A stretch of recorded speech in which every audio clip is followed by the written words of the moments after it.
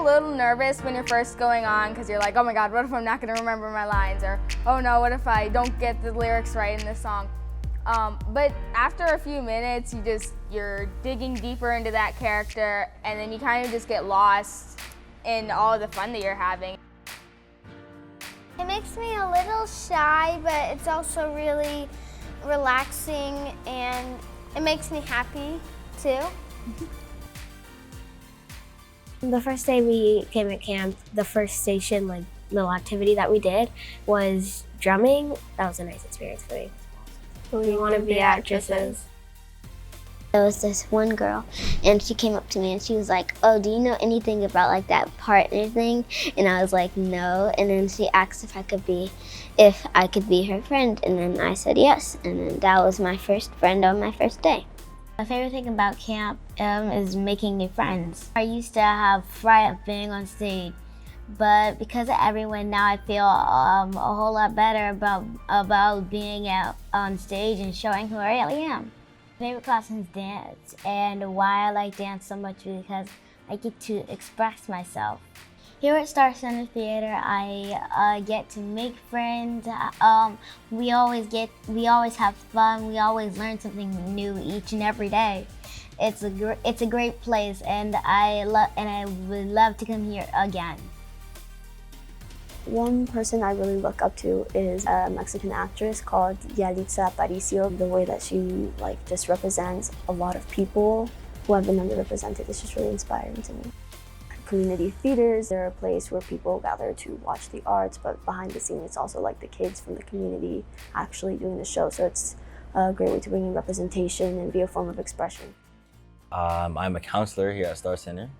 I grew up in the arts situation, so it gave me a chance to, for one, be better at public speaking in front of others, being more outgoing, while also being around friends who love the same thing as I do. Working here is definitely a good opportunity, especially when you've seen what it's like to be a kid. It's your first time and you're scared, you're nervous, but helping those, because you've been through the same experience, is what it's all about. So. I am the art teacher at the Star Center. I'm actually a retired music teacher in Alachua County for almost 30 years. I received my education at University of West Florida 51 years ago. And learning primary colors and learning all of the basic things that you do in art, it's very important that we stress those kind of things early on. By the time the child is about maybe 5 or 6, they've already shaped into what they're going to be. I just like music and art. Those two go together quite a bit. I work mostly with sign language and music, and I'm also directing a show for the Showcase. The arts give us a chance to tell and hear important stories, to experience stories from different perspectives, and leave everyone in the audience with a more open mind. I volunteer in visual arts. Well, for one, it openly helps us with our creativity, and it also helps with independence and at the same time working together. There are different ways of expressing yourself, whether it be singing, painting, and it just shows how beautiful you can make an emotion. My favorite part of this job is the kids. My favorite part of this job is making it all come together. There are so many components. When it all comes together, it has such a happy ending. The arts are so important for developing minds. When I was a teacher in the classroom, I did it for more than 40 years. Every elementary school had an art teacher, had a music teacher. Those kind of things went to the side just to concentrate on the statewide testing. I think that if we would make that a part of the core curriculum again, that we will have happier students, we'll have successful students, and we would have well-rounded students. My name is Rhonda Wilson, and I'm the founder and executive director of the Star Center Theater. When I started this 21 years ago, it was not like this at all.